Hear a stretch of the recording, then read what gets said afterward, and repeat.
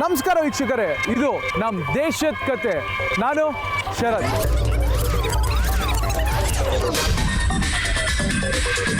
ಪ್ರಪಂಚದ ಮರುಸೃಷ್ಟಿಯಾಗೋ ಸಮಯದಲ್ಲಿ ಜಗತ್ತಿನ ರೀತಿ ನೀತಿಗಳ ತಿದ್ದುಪಡಿ ಮಾಡಿದಂಥ ಮಹಾಋಷಿ ಇದ್ದಿದ್ದು ಕೂಡ ನಮ್ಮ ದೇಶದಲ್ಲಿ. ಆ ಮಹಾಋಷಿ ಯಾರು, ಅವ್ರು ಮಾಡಿದಂಥ ಮಹಾ ಕಾರ್ಯಗಳೇನು, ಅದೇ ಇವತ್ತಿನ ನಮ್ಮ ದೇಶದ ಕಥೆಯಲ್ಲಿ. ಮಾನವನ ಹುಟ್ಟು ಹೇಗಾಯಿತು?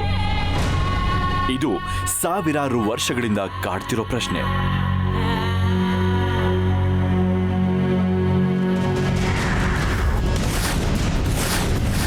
ಬಿಗ್ ಬ್ಯಾಂಗ್ನಿಂದ ಜೀವಿಯ ಸೃಷ್ಟಿಯಾಯಿತು.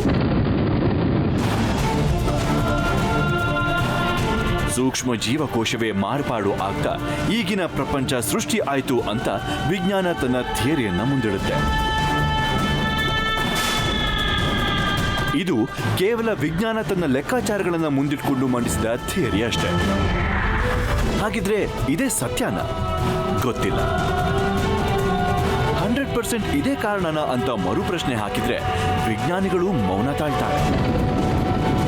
ಯಾಕೆ ಅಂದ್ರೆ ಬಿಗ್ ಬ್ಯಾಂಗ್ ಥಿಯರಿ ಕೂಡ ಆತ್ಮ ಜೀವ ಅಂದ್ರೆ ಏನು ಅನ್ನೋ ಪ್ರಶ್ನೆಗಳಿಗೆ ಉತ್ತರ ನೀಡೋಕೆ ವಿಫಲ ಆಗ್ಬಿಟ್ಟಿವೆ.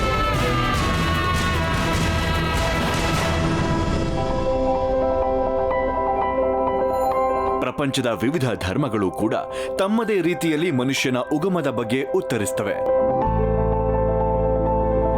ಭಾರತದ ಸನಾತನ ಧರ್ಮದ ಪ್ರಕಾರ ಈ ಪ್ರಪಂಚಕ್ಕೂ ಕೂಡ ಸಾವು ಮರುಹುಟ್ಟು ಅನ್ನೋದು ಸಹಜ. ಭೂಮಿ ಸೃಷ್ಟಿಯಾಗುವ ಮೊದಲೇ ಜೀವಿ ಇರುವ ಇತರ ಗ್ರಹಮಂಡಲಗಳು ಇದ್ದವು.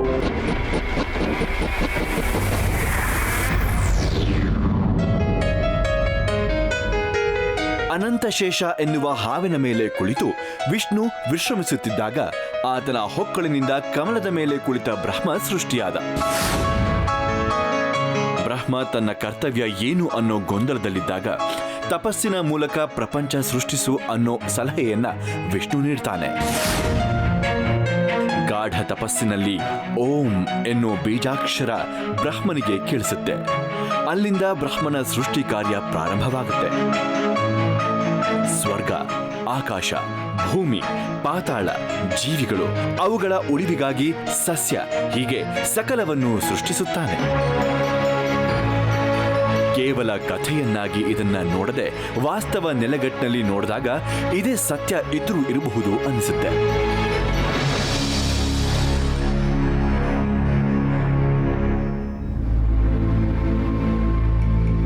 ಮೊದಲೇ ಹೇಳಿದಂತೆ ಹುಟ್ಟಿನೊಂದಿಗೆ ಸಾವು ಇರುತ್ತೆ.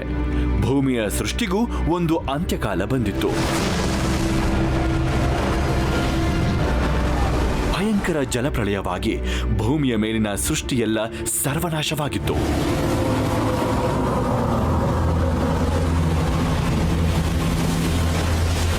ಆದರೆ ಇಂತಹ ಜಲಪ್ರಳಯದಲ್ಲೂ ಒಬ್ಬ ಮಾನವ ಬದುಕಿದ್ದ.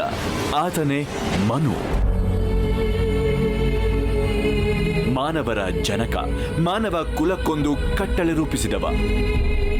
ಹೌದು, ದೇವರ ಅಪರೂಪದ ಸೃಷ್ಟಿಯಾದ ಮಾನವ ಸಂತತಿಯನ್ನ ರಕ್ಷಿಸಿದವ. ನಮ್ಮ ಮೂಲ ಪುರುಷ ಮನು ಮತ್ತು ಮಾನವರ ಪುನರ್ಜನ್ಮದ ಸ್ಥಳವನ್ನ ವೀಕ್ಷಿಸೋಕೆ ಹೋಗ್ತಾ ಇದ್ದೀವಿ. ಅದೇ ಮನಾಲಿ.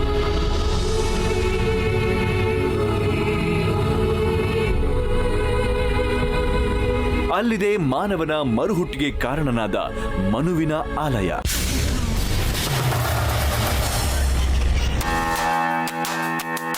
ಹಿಮಾಲಯ ಪರ್ವತಗಳಲ್ಲಿ ಸಂಚರಿಸಬೇಕು ಅಂದ್ರೆ ಹಗಲು ಮಾತ್ರ ಸೂಕ್ತ. ಯಾವಾಗಲೂ ಹಿಮಚ್ಛಾದಿತ ಪರ್ವತಗಳು, ಮೈ ಕೊರೆಯುವ ಚಳಿ, ಭಯಾನಕ ರಸ್ತೆಗಳು, ತಳವೇ ಕಾಣದಂತಹ ಪ್ರಪಾತಗಳು. ರಸ್ತೆ ಕಣಿವೆಗಳು ಭಯ ಹುಟ್ಟಿಸಿದ್ರು ಆಕಾಶದೆತ್ತರಕ್ಕೆ ಬೆಳೆದ ಸಾಲು ಸಾಲು ಪರ್ವತ,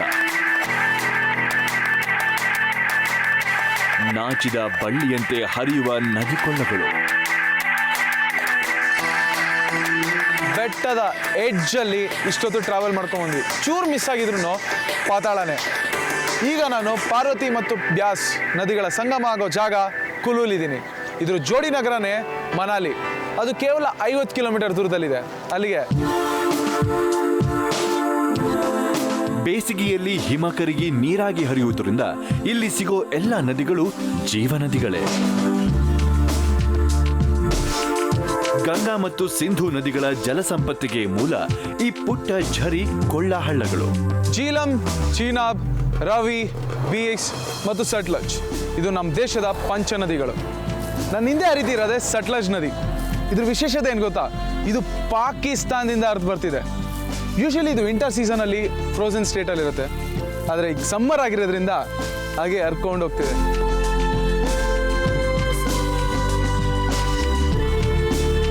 ನೀವು ನೋಡಿದ್ರೆ ಸುತ್ತಮುತ್ತ ಎಲ್ಲ ಬೆಟ್ಟ ಗುಡ್ಡಗಳು, ನದಿ. ಇಲ್ಲಿಂದ ದಾಟ್ಕೊಂಡೆ ನಾವು ಮನಾಲಿಗೆ ಹೋಗ್ತಾ ಇದೀವಿ.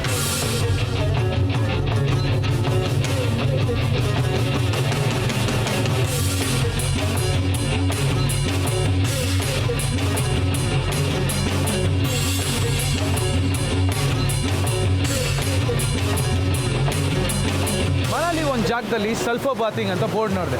ಅದೇನು ಅಂತ ತಿಳ್ಕೊಳಕ್ಕೆ ಹೋದಾಗ ನನಗೆ ಗೊತ್ತಾಗಿತ್ತು, ಈ ಪಕ್ಕದಲ್ಲಿ ಕಾಣಿಸ್ತಿರೋಂಥ ಬೆಟ್ಟದಿಂದ ಹರಿಯೋ ನೀರು 24/7 365 ಡೇಸ್ ಕೂಡ ಬಿಸಿಯಾಗಿ ಹರಿಯುತ್ತೆ. ಅದಾಗೆ ಹರಿದು ಈ ಬ್ಯಾಸ್ ನದಿಗೆ ಸೇರ್ಕೊಳತ್ತೆ. ಇಂಥ ಚಳಿಯ ವಾತಾವರಣದಲ್ಲಿ ಬಿಸಿನೀರು ಸಿಕ್ಕಿದ್ರೆ ಸೂಪರ್ ಆಗಿರುತ್ತೆ. ಅದಕ್ಕೋಸ್ಕರನೇ ಇಲ್ಲಿಗೆ ಬಂದಂಥ ಟೂರಿಸ್ಟ್, ಇಲ್ಲಿನ ಲೋಕಲ್ ಜನರು ಎಲ್ಲರೂ ಬಂದು ಸ್ನಾನ ಮಾಡ್ತಾರೆ. ಅಷ್ಟೇ ಅಲ್ಲ, ಈ ನೀರಲ್ಲಿ ಸ್ನಾನ ಮಾಡೋದ್ರಿಂದ ಸ್ಕಿನ್ ಪ್ರಾಬ್ಲಮ್, ಬೋನ್ ಪ್ರಾಬ್ಲಮ್ ಎಲ್ಲ ಕ್ಯೂರ್ ಆಗುತ್ತೆ ಅಂತ ಹೇಳ್ತಾರೆ.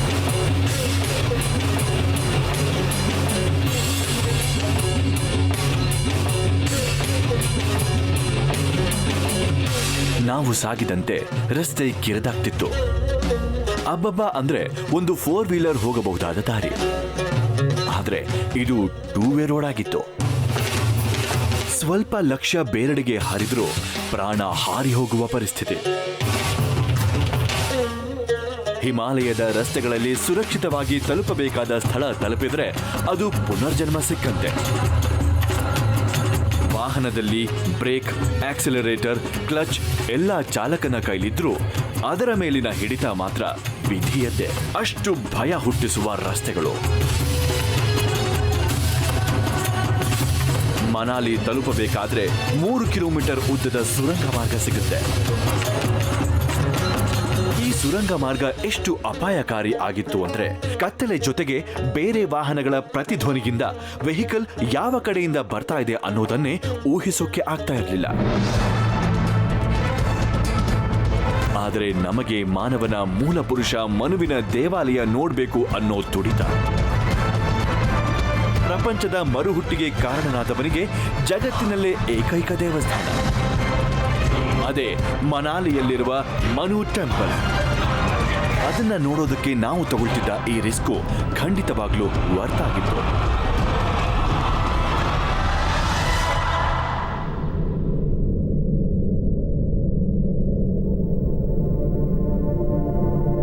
ಅಂತೂ ನಾವು ನಮ್ಮ ಡೆಸ್ಟಿನೇಷನ್ ತಲುಪಿದ್ವಿ,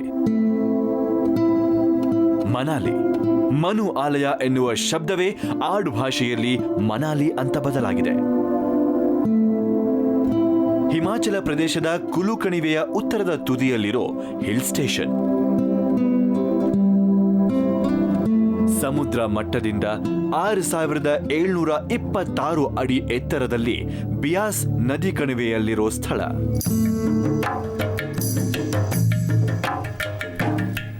ಶಿಮ್ಲಾದಿಂದ 270 ಕಿಲೋಮೀಟರ್ ದೂರದಲ್ಲಿರೋ ಮನಾಲಿ ಪುರಾತನ ಕಾಲದಲ್ಲಿ ಲಡಾಖ್ನ ವ್ಯಾಪಾರಿ ಮಾರ್ಗವಾಗಿತ್ತು. ಆದರೆ ಈಗ ಪ್ರಕೃತಿ ಸೌಂದರ್ಯದಿಂದ ಪ್ರವಾಸಿಗರ ಸ್ವರ್ಗವಾಗಿದೆ. ಜೊತೆಗೆ ಮನಾಲಿ ಪುರಾಣ ಪ್ರಸಿದ್ಧ ಕೂಡ ಹೌದು. ನಾನೀಗ ಹಿಂದೂ ಧರ್ಮದ ಕಾನೂನಿನ ಸೃಷ್ಟಿಕರ್ತ ಮನು ಟೆಂಪಲ್ ಅಲ್ಲಿದ್ದೀನಿ.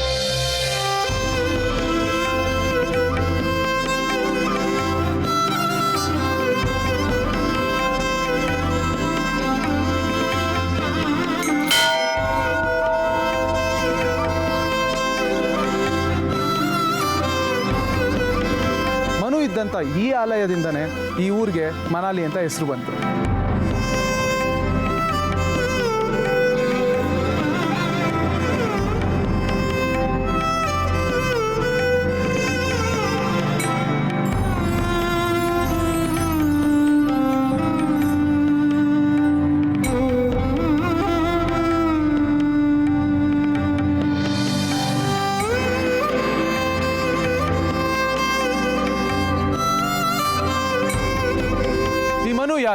ಅವರ ವಿಶೇಷತೆ ಆದರೂ ಏನು? ಸುಮಾರು 10,000 ವರ್ಷಗಳ ಹಿಂದೆ ಒಂದು ದೊಡ್ಡ ಪ್ರವಾಹದಿಂದ ಇಡೀ ಪ್ರಪಂಚವೇ ನಾಶವಾಯಿತು. ನಂತರ ಹೊಸ ಪ್ರಪಂಚದ ಉದ್ಭವದ ಸಮಯದಲ್ಲಿ ಈ ಮನು ತನ್ನ ವೇದ ಜ್ಞಾನದಿಂದ ಪ್ರಪಂಚದ ಮರುಸೃಷ್ಟಿಗೆ ನಾಂದಿಯಾದ.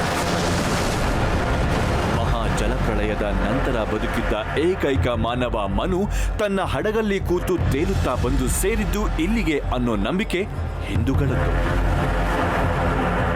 ಜಲಪ್ರಳಯದಲ್ಲಿ ಎಲ್ಲ ಜೀವಜಂತುಗಳು ನಾಶವಾಗಿದ್ರು, ಮನು ಮಾತ್ರ ಏಕೆ ಬದುಕುಳಿದ? ಹಾಗಿದ್ರೆ ಪ್ರಳಯದ ಮೊದಲು ಏನಾಯ್ತು ಅನ್ನೋದರ ಹಿಂದೆಯೂ ಒಂದು ರೋಚಕ ಕಥೆ ಇದೆ.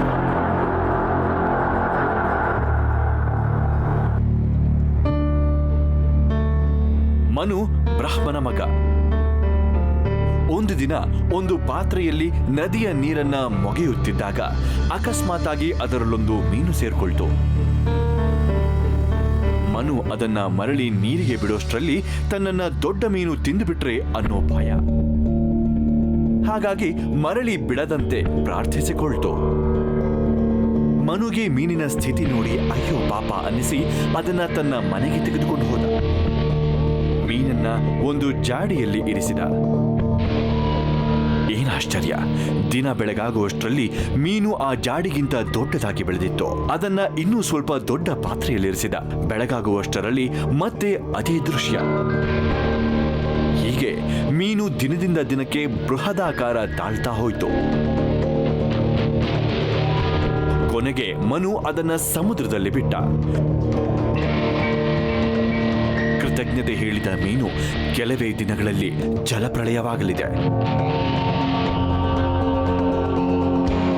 ನೀನು ಬೃಹದಾಕಾರದ ಹಡಗನ್ನ ನಿರ್ಮಿಸು ಮತ್ತು ಎಲ್ಲ ಜಾತಿಯ ಪ್ರಾಣಿಗಳನ್ನ, ದವಸ ಧಾನ್ಯಗಳನ್ನ ಸಂಗ್ರಹಿಸಿಕೊ ಅನ್ನೋ ಸಲಹೆ ನೀಡಿ ಸಾಗರದಲ್ಲಿ ಮರೆಯಾಯಿತು. ಆ ಮೀನು ಮತ್ಯಾರೂ ಅಲ್ಲ, ಮತ್ಸ್ಯ ರೂಪದಲ್ಲಿರುವ ವಿಷ್ಣುವೇ ಆಗಿದ್ದ.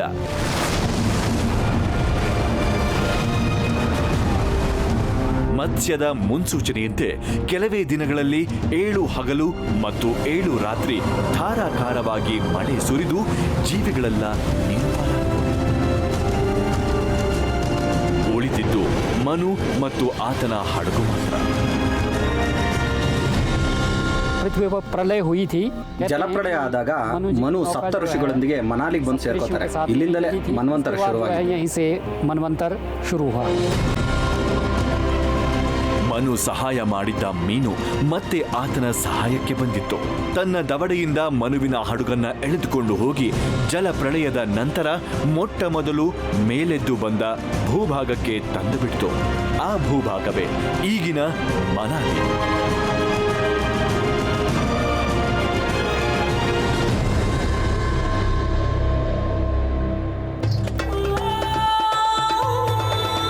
ಕೇವಲ ಮನು ಒಬ್ಬನು ಬದುಕಿದ್ರಿಂದ ಮಾನವ ಕುಲ ಸೃಷ್ಟಿಯಾಗುವಂತಿರಲಿಲ್ಲ. ಘನಘೋರ ತಪಸ್ಸು ಮಾಡಿ ಮೊಸರು ಬೆಣ್ಣೆಯನ್ನ ನದಿಯಲ್ಲಿ ಹರಿಬಿಟ್ಟ.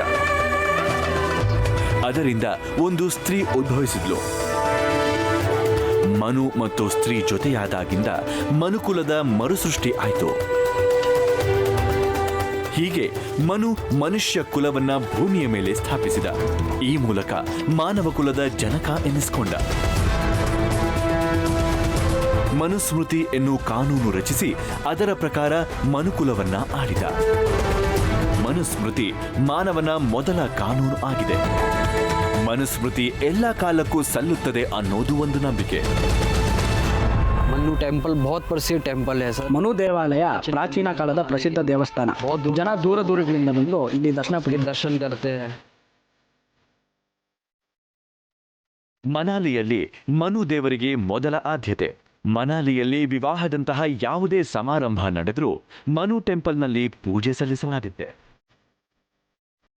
ಮನಾಲಿಗರು ತಮ್ಮ ಜೀವನದಲ್ಲಿ ಯಾವುದೇ ಪ್ರಮುಖ ನಿರ್ಧಾರ ಕೈಗೊಳ್ಳಬೇಕಾದರೂ ಮನುವಿನ ಆಶೀರ್ವಾದ ಪಡೆದುಕೊಳ್ತಾರೆ. ಹೀಗೆ ಮನು ದೇವಸ್ಥಾನ ಮನಾಲಿಗರ ಜೀವನದಲ್ಲಿ ಹಾಸುಹೊಕ್ಕಾಗಿದೆ. ಒಳಗಡೆ ಹೋದೆ. ಮನು ಟೆಂಪಲ್ ಅನ್ನೋದು ಸ್ವಲ್ಪ ಚಿಕ್ಕ ಟೆಂಪಲ್ಲೇ, ಬಟ್ ದೈವತ್ವ ಭಕ್ತಿಗೆ ಯಾವುದೇ ರೀತಿ ಕಮ್ಮಿ ಇಲ್ಲ. ಆದರೆ ನೆಲ ಮಾತ್ರ ಸಿಕ್ಕಾಪಟ್ಟೆ ಕುರಿತಿದೆ, ಬರೀ ಕಾಲಲ್ಲಿ ಕಾಲಿಡೋಕ್ಕಾಗ್ತಿಲ್ಲ. ಅಷ್ಟೇ ಅಲ್ಲ, ನಮ್ಮ ಮ್ಯಾನ್ಕೈಂಡ್ ಸ್ಟಾರ್ಟ್ ಆಗಿದ್ದು ಇಲ್ಲಿಂದನೇ. ಅದು ನೋಡೋಕ್ಕೆ ಒಂದು ಸಂತೋಷ.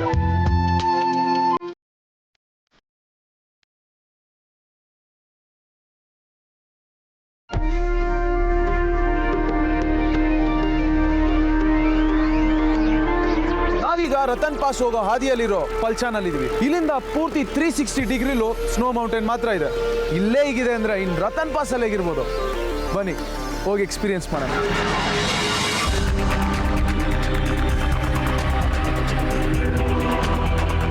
ಮನು ಟೆಂಪಲ್ನಿಂದ ರೋಥಾಂಗ್ ಪಾಸ್ ಮುಖಾಂತರ ಪ್ರಯಾಣ ಮಾಡಿದ್ರೆ ಹಿಡಿಂಬಾ ದೇವಿ ಮತ್ತು ಘಟೋತ್ಕಚನ ಗುಡಿ ಸಿಗುತ್ತೆ.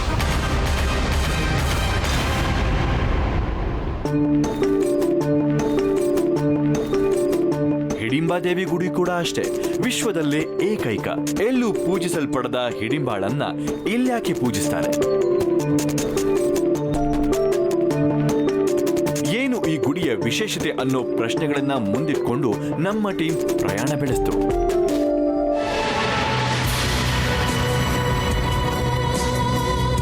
ನಾವು ಬೇರೆ ಕಡೆ ಮಾಡಿದ ಜರ್ನಿಗೆ ಹೋಲಿಸಿದ್ರೆ ರೋಥಾಂಗ್ ಪಾಸ್ ಸೌಂದರ್ಯದಲ್ಲಿ ಮತ್ತು ಭಯಾನಕತೆಯಲ್ಲಿ ನಂಬರ್ 1 ಅಂತಾನೆ ಹೇಳಬಹುದು. ಪಾಸ್ ಪರ್ವತ ಸಾಲುಗಳ ಸೌಂದರ್ಯದ ಬಗ್ಗೆ ವರ್ಣನೆ ಮಾಡೋದೇ ಕಷ್ಟ. ಎಲ್ಲೆಲ್ಲೂ ಹತ್ತಿ ಹರಡಿಕೊಂಡಂತೆ ಕಾಣುವ ದೈತ್ಯ ಪರ್ವತಗಳು, ಅಲ್ಲಲ್ಲಿ ಹಾಲು ಹರಿದಂತೆ ಕಾಣೋ ಝರಿಗಳು. ಒಂದೇ ಸಾಲಿನಲ್ಲಿ ಹೇಳಬೇಕು ಅಂದ್ರೆ ಅದು ಕಣ್ಣಿಗೆ ಹಬ್ಬ. ನಾನು ರೋಹ್ತಾಂಗ್ ಪಾಸ್ಗೆ ಹೋಗ್ತಾ ಇದ್ದೀನಿ. ಇಂಥ ಬ್ಯೂಟಿಫುಲ್ ಆಗಿರೋ ವಾಟರ್ಫಾಲ್ ನೋಡಿ ಗಾಡಿ ನಿಲ್ಲಿಸಿದೆ. ಈ ವಾಟರ್ಫಾಲ್ ಎಲ್ಲಿಂದ ಬರ್ತಿದೆ ಗೊತ್ತಾ? ಮೇಲ್ಗಡೆ ಇರೋಂಥ ಸ್ನೋ ಮೆಲ್ಟ್ ಆಗಿ ವಾಟರ್ಫಾಲ್ ಆಗಿ ಬರ್ತಾ ಇದೆ. ಕಣ್ಣಾರೆ ನೋಡಿದಾಯ್ತು, ಕೈಯಾರೆ ಎಷ್ಟು ಕೋಲ್ಡ್ ಆಗಿದೆ ಅಂತ ಫೀಲ್ ಮಾಡೋಣ.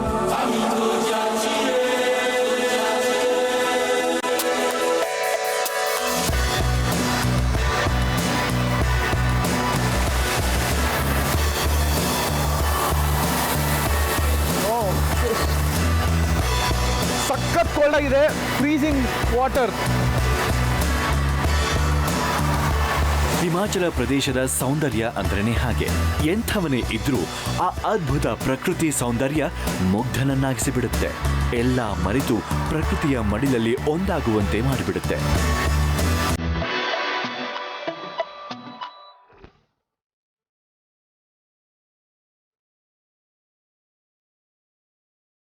ರೋಥಾಂಗ್ ಪಾಸ್ ತಲುಪೋಷ್ಟರಲ್ಲಿ ಅನೇಕ ಪಿಟ್ ಸ್ಟಾಪ್ಗಳು ತಗೊಂಡಿದ್ವಿ. ಅದು ರೇಸ್ನಲ್ಲಿ ಟೈರ್ ಬದಲಾಯಿಸೋಕೆ, ಫ್ಯೂಲ್ ಹಾಕೋಕೆ ತಗೊಳ್ಳೋ ಪಿಟ್ ಸ್ಟಾಪ್ ಅಲ್ಲ, ನಮ್ಮನ್ನ ನಾವು ರೀಚಾರ್ಜ್ ಮಾಡ್ಕೊಳ್ಳೋಕೆ, ಪ್ರಕೃತಿ ನಡುವೆ ಮತ್ತೆ ಮಕ್ಕಳ ಮುಗ್ಧತೆ ಮರಳಿ ಪಡೆಯೋಕೆ ತಗೊಂಡ ಪಿಟ್ ಸ್ಟಾಪ್ಗಳವು.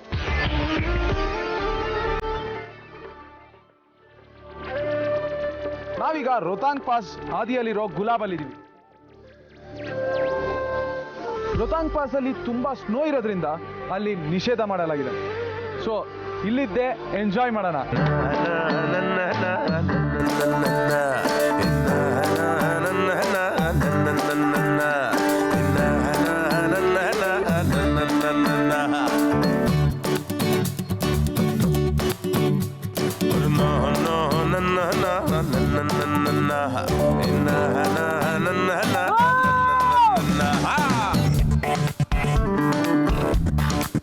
ನಾನೀಗಿರೋದು ಎಂತ ಆತ್ಮನು ನಡಗಿಸುವಂತ ಜಾಗ, ಅದೇ ರೋಹ್ತಾಂಗ್ ಪಾಸ್. ರೋಥಾಂಗ್ ಸಮುದ್ರ ಮಟ್ಟದಿಂದ ಬರೋಬ್ಬರಿ 13,000 ಅಡಿ ಎತ್ತರದಲ್ಲಿರೋ ಹಿಮಾಲಯದ ಪೀರ್ ಪಂಜಾಲ್ ಪರ್ವತ ಶ್ರೇಣಿಯಲ್ಲಿ ಹರಡಿಕೊಂಡಿರೋ ಕಣಿವೆ ಮಾರ್ಗ. ಮನಾಲಿಯಿಂದ 51 ಕಿಲೋಮೀಟರ್ಗಳು. ಸ್ಥಳೀಯರು ಹೇಳುವಂತೆ ಲಡಾಖ್ನ ಬೋಟಿ ಭಾಷೆಯಲ್ಲಿ ರೋಥಾಂಗ್ ಅಂದ್ರೆ ಶವಗಳ ರಾಶಿ ಎಂದರ್ಥ.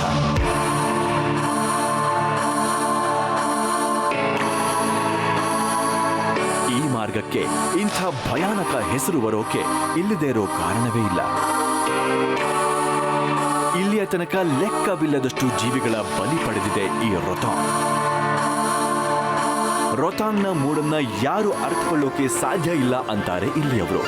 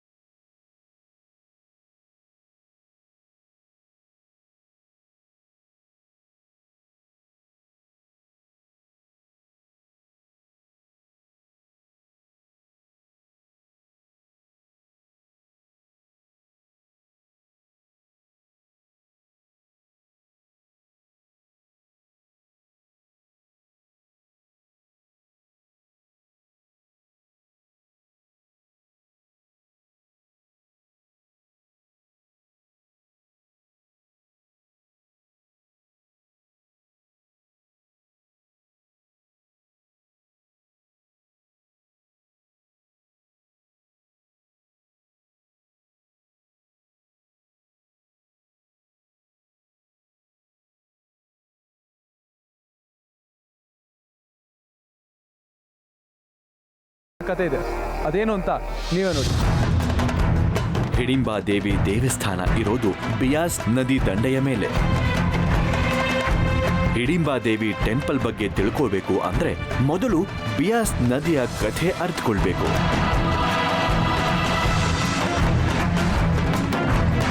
ಭೀಮಾ ತನ್ನ ಗದೆಯಿಂದ ನೆಲ ಗುದ್ದಿದ್ರಿಂದ ಬಿಯಾಸ್ ನದಿ ಹುಟ್ಕೊಳ್ತು ಅನ್ನೋದು ಒಂದು ನಂಬಿಕೆ.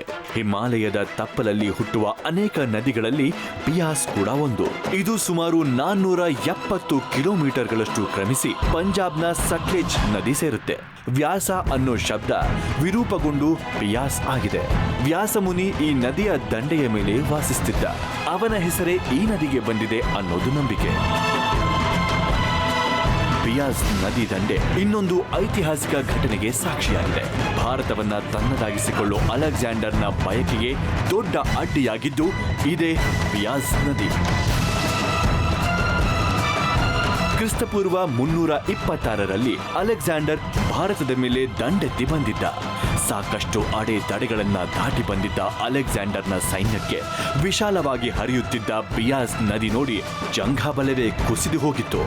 ಮೇಲಾಗಿ ತಮ್ಮ ತಾಯ್ನೆಲವನ್ನ ಬಿಟ್ಟು 8 ವರ್ಷಗಳೇ ಉರುಳಿ ಹೋಗಿದ್ವು. ಇದೆಲ್ಲವುಗಳ ಪರಿಣಾಮ ಅಲೆಕ್ಸಾಂಡರ್ನ ಸೈನ್ಯ ಬಿಯಾಸ್ ನದಿಯನ್ನ ದಾಟಲು ನಿರಾಕರಿಸಿಬಿಡ್ತು. ಅಲೆಕ್ಸಾಂಡರ್ನ ಯಾವ ಮಾತನ್ನು ಕೇಳುವ ಸ್ಥಿತಿಯಲ್ಲಿರಲಿಲ್ಲ ಅವನ ಸೈನ್ಯ. ಮುನಿಸಿಕೊಂಡ ಅಲೆಕ್ಸಾಂಡರ್ 3 ದಿನ ತನ್ನ ಡೇರೆಯನ್ನ ಬಿಟ್ಟು ಹೊರಬರಲೇ ಇಲ್ಲ. ಅಲೆಕ್ಸಾಂಡರ್ನ ಈ ಸಿಟ್ಟಿಗೂ ಬಗ್ಗಲಿಲ್ಲ ಅವನ ಸೈನ್ಯ. ಹೀಗೆ ಬಿಯಾಸ್ ನದಿಯ ದಂಡೆಗೆ ಅಲೆಕ್ಸಾಂಡರ್ ತನ್ನ ಜಗತ್ತನ್ನ ಗೆಲ್ಲುವ ಕನಸಿಗೆ ಫುಲ್ ಸ್ಟಾಪ್ ಹಾಕಬೇಕಾಯಿತು.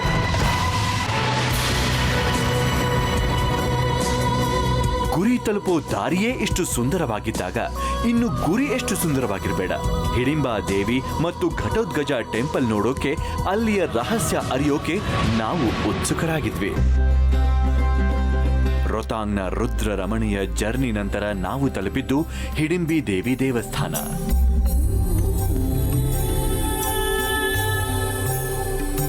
ನಾನೀಗ ಮನಾಲಿಯ ಹಳೆ ದೇವಸ್ಥಾನ ಹಿಡಿಂಬಾ ದೇವಸ್ಥಾನದಲ್ಲಿದ್ದೀನಿ. ಭೀಮಾ ಮತ್ತು ಹಿಡಿಂಬಾಗೆ ಮದುವೆ ಆಗಿದ್ದು ಇದೇ ಜಾಗದಲ್ಲಂತೆ. ಇದನ್ನ ಕಟ್ಟಿದ್ದು ಕುಲು ಮನಾಲಿಯ ರಾಜ ರಾಜ್ ಬಹದ್ದೂರ್.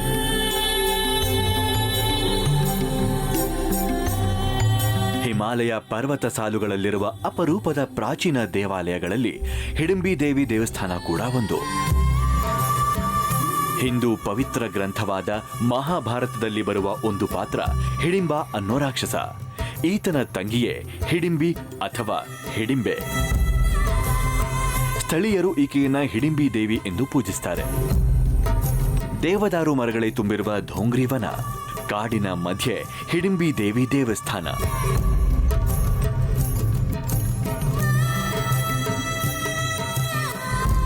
ಈ ದೇವಸ್ಥಾನನ ರಾಜ ರಾಜ್ ಬಹದ್ದೂರ್ ತುಂಬಾ ವಿಭಿನ್ನವಾಗಿ ಕಟ್ಟಿದ್ದಾರೆ. ಈ ಕಂಪ್ಲೀಟ್ ದೇವಸ್ಥಾನನ ದೇವದಾರು ಮರದಿಂದನೇ ಕಟ್ಟಲಾಗಿದೆ. ಏನು ಗೊತ್ತಾ, ಈ ಮರ ಚಳಿಗಾಲದಲ್ಲಿ ಬೆಚ್ಚಗಿಡತ್ತೆ ಮತ್ತೆ ಬೇಸಿಗೆಗಾಲದಲ್ಲಿ ತಂಪಾಗಿಡತ್ತೆ. ಅಷ್ಟೇ ಅಲ್ಲ, ಎಂಥ ಮಳೆಗೂ ಗಾಳಿಗೂ ಅಲ್ಲಾಡಲ್ಲ ಈ ಮರ. 1553ರಲ್ಲಿ ಈ ದೇವಸ್ಥಾನ ಕಟ್ಟಲಾಯಿತು. ದೇವಸ್ಥಾನದ ಒಳಾವರಣದಲ್ಲಿ ಮರದ ಸುಂದರ ಕೆತ್ತನೆ ಇದೆ. ಗರ್ಭಗುಡಿಯ ಗೋಪುರ ದೇವಸ್ಥಾನದ ಇನ್ನೊಂದು ವಿಶೇಷ. ಇದನ್ನು ಮರದಿಂದಲೇ ರಚಿಸಲಾಗಿದ್ದು 24 ಅಡಿ ಎತ್ತರವಿದೆ. ಮರದಿಂದಲೇ ರಚಿಸಲ್ಪಟ್ಟ ಪಿರಮಿಡ್ ಆಕೃತಿಯ ಮೇಲ್ಛಾವಣಿಯೂ ಇದೆ.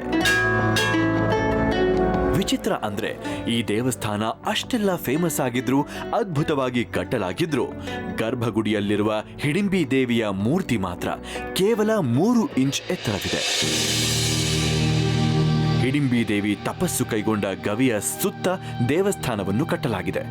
ಅದಕ್ಕಾಗಿಯೇ ಇದು ಒಂದು ಗುಹಾಂತರ ದೇವಾಲಯ ಎಂದೇ ಕನ್ಸಿಡರ್ ಮಾಡಲಾಗುತ್ತೆ. ಈ ದೇವಸ್ಥಾನದ ಸುತ್ತ ನಾನು ಇನ್ನೊಂದು ಅಬ್ಸರ್ವ್ ಮಾಡಿದೆ. ಏನ್ ಗೊತ್ತಾ, ಈ ದೇವಸ್ಥಾನದ ಸುತ್ತ ಜಿಂಕೆ ಮತ್ತು ಕಾಡೆಮ್ಮೆಗಳ ಕೊಂಬುಗಳಿದೆ. ಯಾಕೆಂದ್ರೆ ಈ ಪ್ರಾಣಿಗಳು ಈ ಹಿಮಾಲಯದಲ್ಲಿ ಮಾತ್ರ ಇರುತ್ತೆ. ಆ ಸಾಕ್ಷಿಗೋಸ್ಕರನೇ ಈ ಕೊಂಬುಗಳನ್ನ ಇಲ್ಲಿ ಹ್ಯಾಂಗ್ ಮಾಡಲಾಗಿದೆ.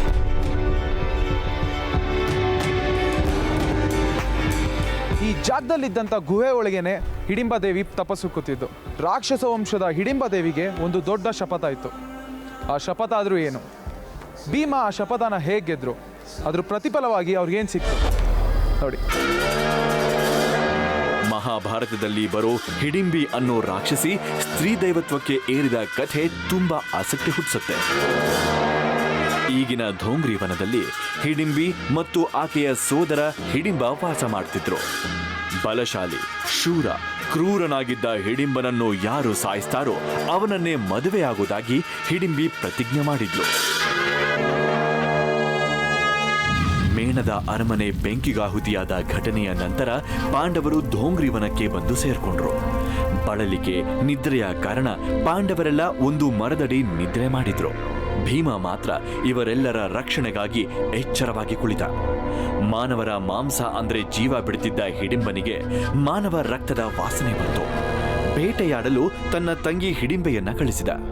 ಜಾಡು ಹಿಡಿದು ಹೊರಟ ಹಿಡಿಂಬೆಗೆ ಕಂಡಿದ್ದು ಕಾವಲು ಕಾಯುತ್ತಾ ಕುಳಿತಿದ್ದ ಭೀಮ.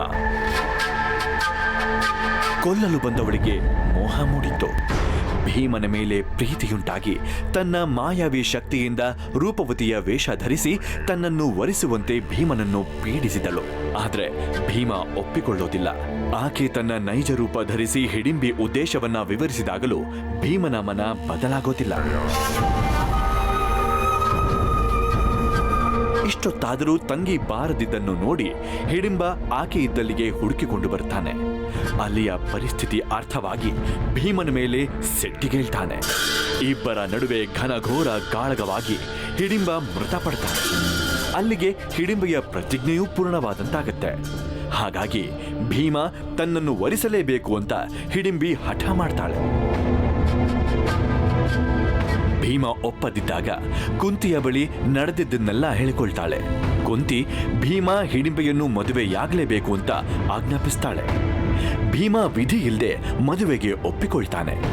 ಆದರೆ ಒಂದು ಮಗು ಜನಿಸಿದ ನಂತರ ತೊರೆದು ಹೋಗ್ತೇನೆ ಅನ್ನೋ ಷರತ್ತನ್ನ ವಿಧಿಸಿ ವಿವಾಹವಾಗ್ತಾನೆ. 1 ವರ್ಷದ ಮೇಲೆ ಭೀಮ ಹಿಡಿಂಬೆಯರಿಗೆ ಒಂದು ಗಂಡು ಮಗು ಜನಿಸುತ್ತೆ. ಅವನೇ ಘಟೋತ್ಕಚ. ಇದು ಕಥೆ. ಆದ್ರೆ ರಾಕ್ಷಸಿ ಸ್ತ್ರೀಯನ್ನ ದೇವತೆ ಅಂತ ಜನರು ಯಾಕೆ ಪೂಜಿಸ್ತಾರೆ? ಅದಕ್ಕೂ ಒಂದು ಹಿನ್ನೆಲೆ ಇದೆ. ಭೀಮ ತೊರೆದು ಹೋದ ಮೇಲೆ ಹಿಡಿಂಬೆ ಗಾಢ ತಪಸ್ಸು ಮಾಡ್ತಾಳೆ. ಆ ತಪಸ್ಸಿನ ಕಾರಣ ಹಿಡಿಂಬೆ ದೈವತ್ವ ಪಡ್ಕೊಳ್ತಾಳೆ. ಪತಿಗೆ ಕೊಟ್ಟ ಮಾತನ್ನ ಉಳಿಸಿಕೊಂಡು ಏಕಾಂಗಿಯಾಗಿ ಕಾಡಲ್ಲಿ ಬದುಕುತ್ತಾ ಘಟೋತ್ಕಚನನ್ನ ಬೆಳೆಸ್ತಾಳೆ. ಮುಂದೆ ಘಟೋತ್ಕಚ ಮಹಾಭಾರತ ಯುದ್ಧ ನಡೆದಾಗ ಪ್ರಮುಖ ಪಾತ್ರ ವಹಿಸ್ತಾನೆ. ಹಿಡಿಂಬಿ ದೇವಸ್ಥಾನದ ಪಕ್ಕವೇ ಘಟೋತ್ಕಚನ ದೇವಸ್ಥಾನವೂ ಇದೆ. ಅದನ್ನು ನೋಡೋಕೆ ಹೊರಟ್ವಿ. ಅಲ್ಲೇ ನಮಗೆ ಯಾಕ್ ಕಂಡು ಬಂತು. ವೈ ಫಾರ್ ಯಾಕ್ ಅದು ಸ್ಕೂಲಲ್ಲಿ ಓದಿದೆ. ಇವಾಗ ಯಾಕ್ ರೈಡ್ಗೆ ಹೋಗ್ತಾ ಇದೀನಿ. ಹಿಮಾಲಯದ ತಪ್ಪಲುಗಳಲ್ಲಿ ಬದುಕುವವರಿಗೆ ಯಾಕ್ ಬಹುಮುಖ್ಯ ಸಾಕುಪ್ರಾಣಿ. ಸಾಗಾಣಿಕೆಗೆ, ಹೈನುಗಾರಿಕೆಗೆ, ಚಳಿಯಿಂದ ರಕ್ಷಿಸಿಕೊಳ್ಳೋಕೆ, ಹೀಗೆ ಅನೇಕ ವಿಧದಲ್ಲಿ ಯಾಕ್ ಹಿಮಾಲಯ ವಾಸಿಗಳಿಗೆ ಆಸರೆ. ಯಾಕ್ ರೈಡಿಂಗ್ ಆದ್ಮೇಲೆ ಅತಿ ಪ್ರಾಚೀನ ಕಲೆಯಾದ ಬಿಲ್ಲು ಬಾಣ ಗೇಮ್ ಆಡಿದ್ವಿ.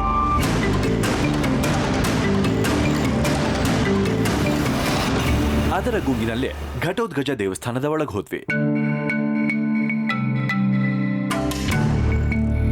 ಭೀಮ ಮತ್ತು ಹಡಿಂಬ ದೇವಿಯ ಪುತ್ರನೇ ಘಟೋತ್ಕಚ. ಘಟೋತ್ಕಚ ತನ್ನ ಭುಜಬಲದ ಪರಾಕ್ರಮದಿಂದ ಎದುರಾಳಿಯ ಸೈನ್ಯನ ನಾಶ ಮಾಡ್ತಿದ್ದ. ಅಂತ ಶಕ್ತಿಶಾಲಿ, ಯುಕ್ತಿಶಾಲಿ ಹುಟ್ಟಿದ್ದು ಇದೇ ಜಾಗ.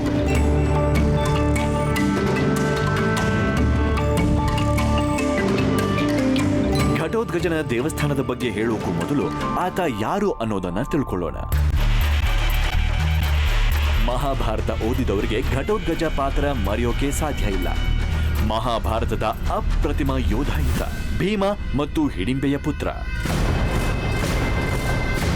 ಹಿಡಿಂಬೆ ರಾಕ್ಷಸ ಗಣಕ್ಕೆ ಸೇರಿದ್ದವಳಾದ್ದರಿಂದ ಘಟೋತ್ಕಚನಿಗೂ ಆಕಾಶ ಮಾರ್ಗದಲ್ಲಿ ಚಲಿಸುವುದು, ನೆನೆದ ಕ್ಷಣ ಪ್ರತ್ಯಕ್ಷವಾಗುವುದು, ಇಂತಹ ಕೆಲವೊಂದು ಮಾಯಾವಿದ್ಯೆ ಕರಗತವಾಗಿತ್ತು. ಬಾಲ್ಯವನ್ನೆಲ್ಲ ಅಮ್ಮನ ಆರೈಕೆಯಲ್ಲೇ ಕಳೆದರೂ ತಂದೆ ನೆನೆದ ಕ್ಷಣ ಆತನೆದುರು ಘಟೋತ್ಕಚ ಪ್ರತ್ಯಕ್ಷನಾಗ್ತಿದ್ದ. ಮಹಾಭಾರತ ಯುದ್ಧದ ಸಮಯದಲ್ಲಿ ಭೀಮ ಘಟೋತ್ಕಚನನ್ನ ಕರೆಸಿಕೊಳ್ತಾನೆ. ವೀರ ವೇಷದಿಂದ ಹೋರಾಡಿದ ಘಟೋತ್ಕಚ ಕರ್ಣನ ಇಂದ್ರಾಸ್ತ್ರದಿಂದ ಸಾವಿಗೀಡಾಗ್ತಾನೆ. ಮಹಾಭಾರತದಲ್ಲಿ ವಿವರಿಸಿದಂತೆ ಘಟೋತ್ಕಚ ಬೀಳುವಾಗ ಆತನ ಅಡಿಯಲ್ಲಿ ಸಿಕ್ಕ ಒಂದು ಅಕ್ಷೋಹಿಣಿ ಸೈನ್ಯ ಪ್ರಾಣ ಕಳೆದುಕೊಳ್ತಂತೆ. ಬನ್ನಿ ಅಂತಹ ಧೀರ ಆದರ್ಶ ಮಗನ ದರ್ಶನ ಮಾಡೋಣ.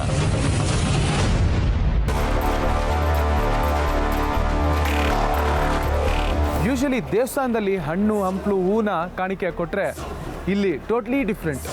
ಘಟೋತ್ಕಚ ವಾರಿಯರ್, ಆದ್ದರಿಂದ ಇಲ್ಲಿ ಕತ್ತಿ, ತ್ರಿಶೂಲ ಮತ್ತು ಚಾಕು ಈ ಥರ ಆಯುಧಗಳನ್ನ ಕಾಣಿಕೆಗೆ ಅರ್ಪಿಸ್ತಾರೆ.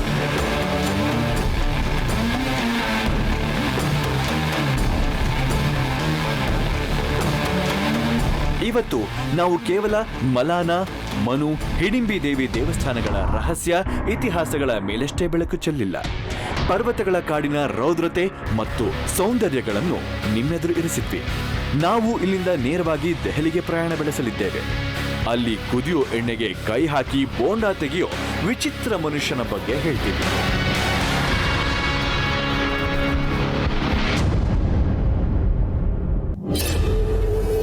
ಭಾರತದ ಕಿರೀಟ ಹಿಮಾಲಯದ ಅನ್ವೇಷಣೆ ಪ್ರವಾಸದ ನಂತರ ದೆಹಲಿ ಕಡೆಗೆ ನಮ್ಮ ಪ್ರಯಾಣ. ಕ್ಯಾಪಿಟಲ್ ಆಫ್ ಇಂಡಿಯಾ ದೆಹಲಿ ಭಾರತಕ್ಕೆ ಹಿಡಿದ ಕನ್ನಡಿ. ಕೇವಲ 51,000 ಕಿಲೋಮೀಟರ್ ವಿಸ್ತೀರ್ಣ ಇದ್ರೂ ಭಾರತದ ಎಲ್ಲ ಬಣ್ಣಗಳು ಇಲ್ಲಿ ಕಾಣಸಿಗುತ್ತವೆ. ಇಂಥ ದೆಹಲಿಯಲ್ಲಿ ವಿಶೇಷಗಳು ಇರುವುದು ಸಾಮಾನ್ಯ.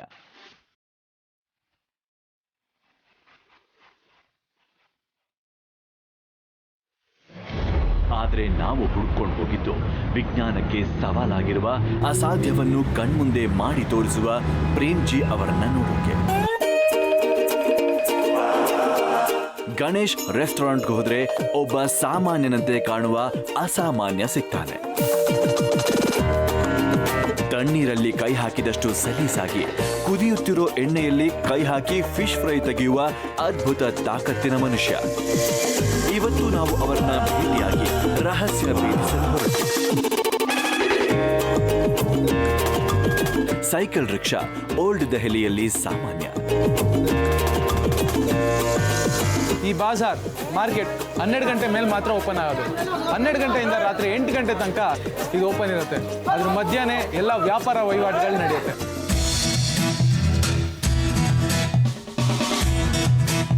ನಾವು ನ್ಯೂ ಡೆಲ್ಲಿ ನೋಡಿದ್ವಿ, ಅದೆಷ್ಟು ಹೈಟೆಕ್ ಆಗಿದೆ. ಈ ರೋಡಲ್ಲಿ ಹೋಗ್ತಾ ಇದ್ರೆ ಗೊತ್ತಾಗ್ತಿದೆ ಓಲ್ಡ್ ಸಿಟಿ, ಓಲ್ಡ್ ಡೆಲ್ಲಿ ಹೆಂಗಿತ್ತು ಅಂತ. ತುಂಬ ಚಿಕ್ಕದು, ತುಂಬ ಕಂಜೆಸ್ಟೆಡ್. ಆಗಿನ ಕಾಲದಲ್ಲಿ ಕಟ್ಟಿದಂಥ ಬಿಲ್ಡಿಂಗ್ಗಳು ಈಗಲೂ ಹಾಗೇ ಇದೆ. ಹಳೆ ದೆಹಲಿಯನ್ನ ಕಟ್ಟಿದ್ದು ಶಹಜಹಾನ್. ಇದು ಮೊಘಲರ ರಾಜಧಾನಿ ಕೂಡ ಆಗಿತ್ತು. ಮೊಘಲ ವಾಸ್ತುಶಿಲ್ಪದ ಸೌಂದರ್ಯ ಇನ್ನೂ ಹಳೆ ದೆಹಲಿಯಲ್ಲಿ ಕಾಣಸಿಗುತ್ತವೆ. ಮೊಘಲ್ ಕಾಲದ ಮಸೀದಿಗಳು, ಕೋಟೆಗಳು ಈಗಲೂ ಆಗಿನ ವೈಭವ ಸಾರುತ್ತಿದೆ. ಹೊಸ ದೆಹಲಿ ರಾಜಕೀಯ ಕೇಂದ್ರವಾದ್ರೆ ಹಳೆ ದೆಹಲಿ ಐತಿಹಾಸಿಕ ಕೇಂದ್ರ. ಈ ಚಾಂದಿ ಚೌಕಲ್ಲಿ ಬರೋವಂಥ ಬಟ್ಟೆಗಳು ದೇಶ ವಿದೇಶಕ್ಕೆ ಟ್ರಾನ್ಸ್ಪೋರ್ಟ್ ಆಗುತ್ತೆ. ಸೊ ನಮ್ಮ ಇಂಡಿಯಾಗೆ ಒನ್ ಆಫ್ ದ ಮೇನ್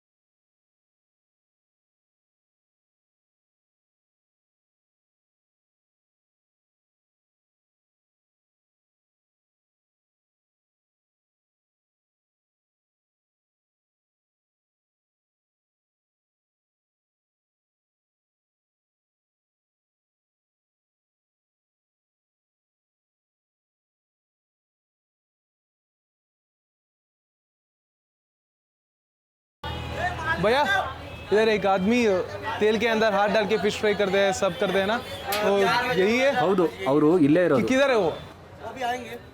अभी नहीं आए हैं। ಅವರಿನ್ನೂ ಬಂದಿಲ್ಲ. ಸಂಜೆ 4-5 ಗಂಟೆ ಹಾಗೆ ಬರ್ತಾರೆ. ओके 4 बजे तक. ओके उनका नाम क्या है? प्रेम. ओके ಇನ್ನೂ 1 hour ಆಗತ್ತಂತೆ ಅವ್ರು ಬರೋಕ್ಕೆ. ಏನಾದರೂ ಆಗಲಿ ಕಾದಿ ನೋಡ್ಬಿಟ್ಟು ಅವ್ರ ಕೈ ಹೇಗಿದೆ ಅಂತ ಟೆಸ್ಟ್ ಮಾಡಿಬಿಟ್ಟು. ಪ್ರೇಮ್ ಸಿಂಗ್ ಬರೋಕ್ಕೆ ಮುಂಚೆ ಇಲ್ಲಿನ ಸ್ಪೆಷಲ್ ಐಟಮ್ಗೆ ಹೇಗೆ ಪ್ರಿಪ್ರೇಷನ್ ನಡೆಯುತ್ತೆ ಅಂತ ಮೇಲೋಗಿ ನೋಡೋಣ.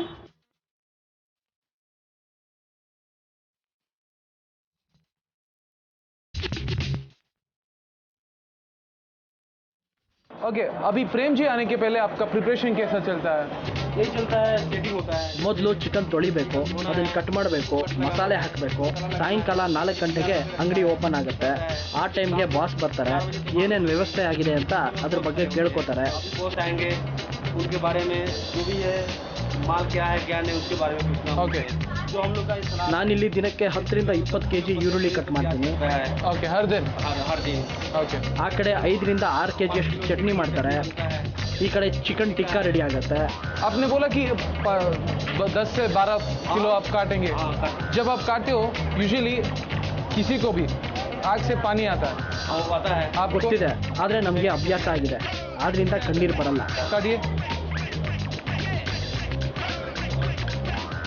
मैं भी ट्राई करूं एक बार.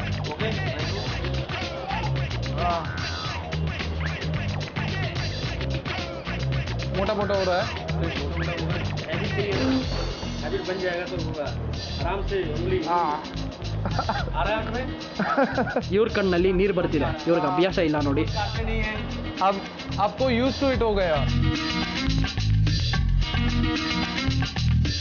क्या हो रहा है इधर? चटनी. इसके सेपरेट मशीन है क्या?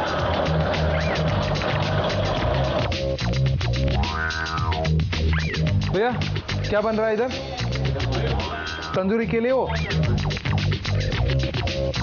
कितना चिकन के लिए आप ये इतना बनाया ना? कितना चिकन के लिए?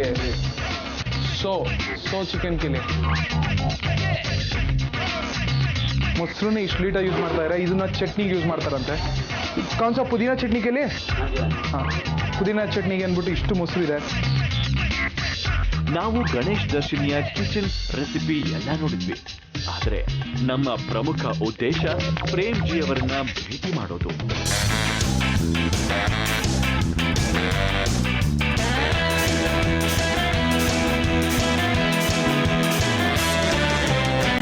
आप प्रेम जी हो? Yes ma'am.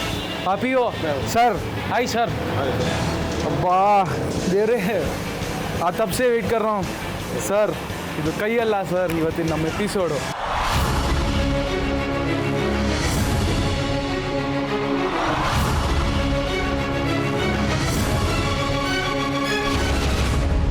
ಇದು ಕೈಯಲ್ಲ ಇವತ್ತಿನ ನಮ್ಮ ಎಪಿಸೋಡು. ಹೇಗೆ ಗೊತ್ತಾ, ಯೂಶ್ವಲಿ ಫಿಶ್ ಫ್ರೈ ಮಾಡ್ಬೇಕಾದ್ರೆ ಅದು ಇದು ಮಾಡ್ಬೇಕಾದ್ರೆ ಒಂದು ಸೌಟ್ ಯೂಸ್ ಮಾಡ್ತೀವಿ, ಆದರೆ ಇವರು ಕುದೀತಿರೋ ಎಣ್ಣೆಯಲ್ಲಿ ಕೈ ಇಟ್ಟು ಆ ಫಿಶ್ನ ತೆಗೆಯೋದು, ಆ ಚಿಕನ್ ಫ್ರೈನ ಎತ್ತೋದು ಮಾಡ್ತಾರೆ. ಸರ್ आपका डेली रूटीन कितना बजे से स्टार्ट होगा सर? ನನ್ನ ದಿನಚರಿ ಬೆಳಗ್ಗೆ 11ಕ್ಕೆ ಶುರುವಾಗಿ ರಾತ್ರಿ 11ಕ್ಕೆ ಮುಗಿಯುತ್ತೆ. होटल में क्या क्या है, कैसा बनता है? ನಮ್ಮ ಹೋಟೆಲ್ನಲ್ಲಿ ಫಿಶು ಮಟನ್ನು ತುಂಬ ಫೇಮಸ್. एಣ್ಣೆ ಸಿಕ್ಕಾಬಡೆ ಕಾಯ್ದಿದೆ ಸರ್. ऑयल बहुत हीट हो चुका है. इसी ऑयल में करते हो आप? इसी ऑयल में करते. कैसे करते सर? ನಿಮ್ಮ ಎದುರುಗಡೆನೆ ಕುದಿಯೋ ಎಣ್ಣೆ ಕೈ ಇಡ್ತೀನಿ, ನೀವೇ ನೋಡಿ. ಪ್ರೇಮ್ ಜಿ ನಮಗೆ ತಮ್ಮ ಎಕ್ಸ್ಟ್ರೀಮ್ ಟ್ಯಾಲೆಂಟ್ ಅನ್ನ ತೋರಿಸಿದ್ರು. ಬರಿಗೈಯಲ್ಲಿ ಕುದಿಯೋ ಎಣ್ಣೆಗೆ ಕೈ ಹಾಕಿ ತೆಗೆಯೋದು ರೂಢಿಯಿಂದ ಬಂದಿದ್ದ ಅಥವಾ ಇದೊಂದು ಟ್ರಿಕ್ ಅಂತ ವಿಚಾರ ಮಾಡ್ತಾ ದಿಗ್ಭ್ರಮೆಯಿಂದ ಪ್ರೇಮ್ ಜಿ ಅವರನ್ನ ನೋಡ್ತಾ ನಿಂತುಬಿಟ್ವಿ. पहली बार जब आपने किया किसको देख के आपको सब करने का मन किया सर? हमारे फादर पहले करते थे. ನನ್ನ ತಂದೆಯವ್ರಿಗೂ ಈ ಕಲೆ ಗೊತ್ತಿತ್ತು, ಅವ್ರನ್ನ ನೋಡಿ ನನಗೂ ಮಾಡಬೇಕು ಅನಿಸ್ತು. ಅವ್ರು ರಿಟೈರ್ ಆದಮೇಲೆ ನಾನು ಶುರು ಮಾಡ್ಕೊಂಡೆ. मैंने भी डाल के देखा कि कैसे डलता है. कितने साल में आपने फर्स्ट टाइम ट्राई किया सर? ये मैंने 20 ವರ್ಷದ ಹಿಂದೆ ನಾನು ಇದನ್ನು ಟ್ರೈ ಮಾಡಿದ್ದೆ. पहले ट्राई किया था. इसकी वजह से आप कितना पॉपुलर हो चुके हो सर? बहुत पॉपुलर है. ನಾನು ತುಂಬ ಪಾಪ್ಯುಲರ್ ಇವಾಗ. ನಾನು ಎಣ್ಣೆ ಕೈ ಹಾಕೋ ವಿಡಿಯೋಗಳು ಯೂಟ್ಯೂಬ್ನಲ್ಲೆಲ್ಲ ಇದೆ. ನನಗೆ ತುಂಬ ಖುಷಿ ಆಗುತ್ತೆ. अच्छा रिस्पॉन्स मिलता है. पापा के बहुत सारे फैन क्लब है. ನಮ್ಮ ಅಪ್ಪಂಗೆ ತುಂಬ ದೊಡ್ಡ ಫ್ಯಾನ್ ಕ್ಲಬ್ಬೇ ಇದೆ. ಅವ್ರ ಈ ಕಲೆನ ತುಂಬ ಜನ ಮೆಚ್ಕೊಂಡಿದ್ದಾರೆ, ಆದ್ದರಿಂದ ಅವ್ರು ತುಂಬ ಫೇಮಸ್. बहुत सारे